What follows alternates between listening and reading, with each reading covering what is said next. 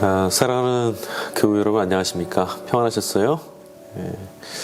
우리 짧은 질문 김묵상 신앙의 어떤 궁금한 것들 우리가 미처 질문하지 못하고 함께 나누지 못했던 것들을 몇 개의 주제로 나누어서 함께 나누고 있습니다. 오늘은 지난주에 우리가 함께 나누었던 이야기의 뒷부분이에요.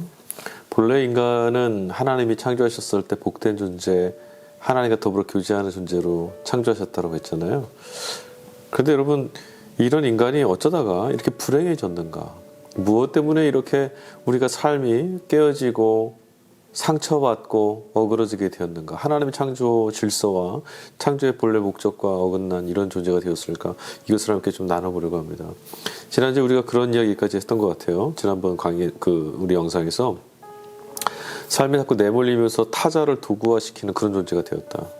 그렇죠. 다른 사람도 도구화시키고, 여러분 그렇게 되니까 자기 자신도 결국 그렇게 도구화되어지는 도구화 여김을 받는 세상에서 우리가 살고 있으니 우리가 이렇게 허무로 또 이 공허함으로 내몰리는 것 아니겠습니까? 인류에 대해서 인간의 창조에 관한 이야기가 첫 번째 등장하는 책이 성경 말씀 창세기 말씀이잖아요. 창세기 말씀에 보면 우리 다 아는 설화가 하나 담겨 있죠. 여기서 말하는 설화라고 하는 것, 신화라고 하는 것은 없는 얘기, 허구의 이야기를 말하는 것이 아니라 지금 우리에게 전해져 왔던 이야기들 중에 객관적으로 담지되지 않았던 경험을 통해서 전달되고 인식의 어떤 그 지나움을 통해서 자꾸자꾸 우리에게 축적되고 전래되었던 이야기들, 우리가 직접 보지 않은 것들에 대해서 들여다본 어떤 결과물들을 나누는 이야기, 즉 뭐 하나님에 관한 이야기, 신앙에 관한 이야기도 결국 신에 관한 이야기, 이런 것도 신화 또는 설화라고 할 수 있겠죠. 첫 번째 등장하는 이야기가 바로 에덴 동산에서 있었던 일입니다. 여러분, 낙원이라 불렸던 그 에덴에서 어떤 일이 있었죠? 하나님께서 창조하셨던 모든 것들이 아름답게 그곳에서 하나님 창조의 목적을 따라 복되게 공존하고 함께 있었습니다. 더불어 있었어요. 근데 비극이 시작됐죠. 바로 죄의 시작입니다. 그 죄의 근거는 어디에서부터 비롯했습니까? 선악과라고 하는 동산 중앙에 있던 나무, 그것이 아담과 하와가 넘어지게 되었던 어떤 단초가 되었죠. 선악과는 여러분 어떤 의미를 갖고 있을까요? 그러니까 어떤 메타포일까요? 무엇을 우리에게 이야기해 주기 위해서 사용된 것일까요? 선악과는 뭐 단적으로 얘기하면은 신앙적으로는 이거죠. 하나님이 동산 중앙에 있는 나무는 선악과는 먹지 말아라. 다른 건 다 먹어도 된다. 명령하시는 분이셨고, 아담과 하와는 그 명령을 들어야 되는 존재였죠. 왜 그 나무만입니까? 그건 상관없어요. 하나님께서 선악과 아니라 다른 걸 정하셨어도 괜찮아요. 변두리에 있는 어떤 나무, 뭐 저쪽에 있는 어떤 나무, 어떤 것이든 하나님이 이것은 먹지 말아라. 다 허락됐지만 이것은 안 된다라고 말씀하시는 분이라는 거예요. 인간은 반대편에서 하나님이 말씀하실 때 하나님 주시는 모든 것들을 통해서 풍성하게 살 수 있는 존재이지만 하나님께로부터 들어야 되는 존재라는 것은 잊지 말아라 하는 거죠. 그러니까 선악과는 인간은 어떤 존재인가라고 하는 그 질문의 답을 우리에게 제시해주는 이야기예요. 선악과, 여러분 성경의 선악과를 보실 때마다 읽으실 때마다 우리는 본래 하나님께로부터 듣는 존재였지, 우리는 우리 스스로 하나님이 될 수 없는 하나님과는 다른 존재였구나. 스스로 하나님 될 수 없는 존재가 우리지, 하나님의 은혜를 받아야 공급해 주시는 에덴에서 하나님의 풍성히 공급해 주신 것을 받아 먹고 누림으로 사는 것이 우리이구나. 여러분 이것을 기억해내실 수 있으면 좋을 것 같습니다. 자, 그런데 그 선악과, 하나님께서 먹지 말아라 명령해 주신 것, 그래서 아담과 하와는 그걸 잘 알았어요. 하나님의 명령을 들었으니 다른 걸 다 허락해 주시니 감사했어요. 그래서 그것을 풍성하게 누리고 살다가 이제 하와가 유혹에 빠졌죠. 뱀의 유혹입니다. 물론 뭐 뱀을 상징하는 다른 또 메타포들이 있어요. 오늘 뭐 그것은 다음에 이야기하기로 하고요. 뱀이 하와를 유혹했습니다. 하와를 어떻게 유혹했죠? 저 동산 중앙에 있는 이 선악과, 정말 하나님이 정녕 먹지 말라 하셨느냐 질문을 시작하더니 결국 하와를 유혹하여서 하와가 그 동산 중앙에 있는 나무를 보게 만들었어요. 평상시에는요, 아담과 하와의 시선은 언제나 이 동산 안의 풍성히 먹이고 입히시는 하나님을 향해 있었거든요. 그런데 오늘은 선악과에 눈이 갔습니다.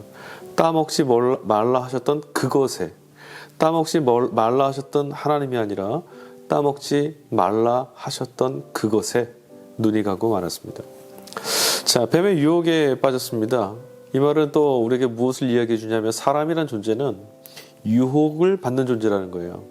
유혹을 받는다는 것은 풍성한 만족감을 갖고 있지 못한 존재이기도 하다는 말이죠. 왜죠? 우리가 여러분 생각해 보십시오. 뭔가 내 안에 풍성히 채워져 있으면 부족함이 없다라면 다른 것의 유혹에 넘어가거나 다른 것에 손을 내밀 그럴 일이 없겠죠. 그러니까 지금 이 말은 하나님께로부터 오는 것을 풍성하게 누리지 못하는 결핍이 무언가 생겼다는 거예요. 그리고 또 이 말은 또 무엇을 우리에게 이야기해 주냐면 유혹을 받을 수 있다는 것은 결핍을 경험한다는 것은 한편으로는 사람은 스스로 무엇인가를 선택할 수 있다는 겁니다. 선택하는 존재라는 거예요. 결핍을 결핍으로 선택할 수도 있고 결핍을 또 다른 풍성함의 이유로 또는 조건으로 선택할 수도 있어요. 예를 들어 이게 무슨 말씀이냐면 우리가 몹시 가난하다고 한번 생각해 봅시다. 가난한 삶을 살고 있어서 그것이 몹시 괴롭고 힘들었어요. 그래서 나는 왜 저 사람처럼 못 살까? 나는 이 사람처럼 못 살까 괴로웠는데 어느 날 다른 이국에 혹은 다른 지방에 가서 다른 마을에 가서 정말 나보다 훨씬 어렵고 힘든 삶을 사는 누군가를 보았다 생각해 봅시다. 그럼 어떻게 될까요? 그때로부터 우리에게 찾아오는 생각은 뭐냐면 나의 결핍이라고 생각했던 이것이 다른 누군가의 결핍에 비하면 참 감사한 일이구나 생각할 수 있죠. 부족함이 이것이 없을 때 생기는 부족함이 무엇인지를 이때야 알 수 있게 되는 거예요. 아무것도 부족함이 없을 때 시험에 빠지지 않는 그런 상태와 반대로 결핍이 있음을 알게 된 순간 이 결핍이 내게는 하나님이 베푸셨던 풍성함에 있었던 것을 기억하는 수단이 될 때 이것은 결핍은 한편으로 보면 우리에게 기쁨을 열어가는 또 문이 될 수도 있죠. 어쨌든 스스로 선택할 수 있는 존재, 유혹을 받아도 유혹 앞에서 이것을 감사의 제목으로 혹은 정말 유혹 때문에 넘어지는 곳으로 어느 것이든 선택할 수 있는 것이 바로 인간이었어요. 그런데 여러분 무엇을 선택하고 말았죠?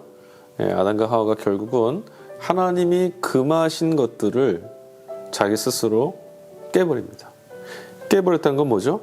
하나님은 말씀하시는 분이고 인간은 듣는 존재였는데 말씀하심을 깨버렸으니 하나님은 필요 없습니다. 그 하와의 그 말에도 그 고백에도 이게 나와요. 선악과를 뱀이 꼬셨을 때 선악과 봤을 때 어땠습니까? 먹음직도 하고 보암직도 하고 지혜롭게 할 만큼 탐스러워지더라. 그리고 그 뱀이 그렇게 말했죠. 하나님처럼 될 것 같다. 하나님처럼이란 얘기는 이제 내가 신이 된다는 거 아니겠어요? 신이 된다는 얘기는 하나님이 이제 나에게 불필요합니다. 내가 신인데 왜 하나님이 필요합니까? 그렇게 되는 거죠. 그러니까 결국 이 선악과를 따먹음으로 그 유혹에 넘어짐으로 하나님과 우리 사이의 관계가 깨어져 버린 거예요. 하나님은 공급하시고 우리는 그 은혜를 입는 존재, 말씀하시고 듣는 존재였는데 그 모든 게 깨어진 거죠. 그 유혹의 핵심에 뭐가 있었다고 그랬습니까? 하나님처럼 될 것이다. 여러분 하나님처럼 된다라는 걸 왜 선택했어요? 따지고 보면 그거죠. 자신의 있는 그대로를 만족하지 못했기 때문에 비교한 게죠. 비교로 내몰렸어요. 하나님이 철이 지혜로우신데 나는 그렇지 못해. 하나님하고도 비교를 한 거죠. 인간의 비교의식의 끝이 어디까지 올라가는지 아시겠습니까? 하나님과도 비교를 했어요. 그러니까 결국 비교로 내몰리게 되는 순간 그때부터 불행해지는 거예요. 그리고 하나님의 말씀도 깨버리게 되는 거죠. 여러분 오늘 우리들 인간의 불행이 어디에서 옵니까? 진짜 무언가 객관적으로 정말 물리적으로 부족하고 결핍되어 있어서 사실 그런 건 별로 없을 거예요. 왜냐하면 하나님께서 이 인류를 창조하셨을 때 사실 우리 모두가 함께 나누고 자족할 수만 있다면 풍성하게 나눌 수 있는 그런 생태계가 하나님이 창조하신 이 지구거든요. 근데 우리는 다 불행하게 여기면서 살고 있어요. 왜 그럴까요? 비교했기 때문이에요. 비교의식이 들어왔죠. 누구누구처럼 이보다 더 좋게. 그렇게 하면 그 말은 오늘은 불행하다는 얘기고 나는 갖고 있지 못하다는 얘기고 나는 열등하다는 말 아니겠어요? 그 비교가 일어나고 보니 내 자신이 되게 초라해 보인 거예요. 하나님이 내게 베풀어 주셨던 오늘, 나에게 불어넣으신 생명, 그리고 이 나라는 존재가 하나님이 그렇게 기쁨으로 바라보셨던 소중한 존재임을 잃어버리는 순간, 그때부터 무한한 은총에 감사하지 못하고 깨어진 그 순간부터 인류의 불행은 시작된 겁니다. 여러분, 우리는 스스로 하나님이 될 수 없는 존재잖아요. 그렇죠? 네. 스스로 하나님이 될 수 없는 우리인데 하나님 없이라고 하는 자리를 선택했으니 헛헛하고 비워진 이 결핍, 도저히 메꿀 방법이 없는 거죠. 여러분, 우리는 스스로 하나님이 될 수 없는 존재라고 했어요. 그 말은 또 어떤 말과 동의어냐면 스스로 하나님이 될 수 없다는 얘기는 스스로를 구원할 수 없다는 얘기고요. 자기 스스로를 구원할 수 없는 존재라는 말이 바로 죽음 앞에 서 있는 존재라는 말과 동의어입니다. 우리가 우리 스스로 구원할 수 없으니 죽음이 찾아왔을 때 그 죽음에 굴복당하는 거죠. 여러분, 선택, 그러니까 유혹 앞에서 비교의식 때문에 일어난 그 유혹 앞에서 아담과 하와가 선택했습니다. 이 선택은요, 뭔가를 더 얻기 위해서 했던 것이었죠, 분명히. 네, 하나님처럼 되고 싶었던 것이었어요. 근데 선택에는 동시에 또 다른 의미를 우리에게 가져다 줍니다.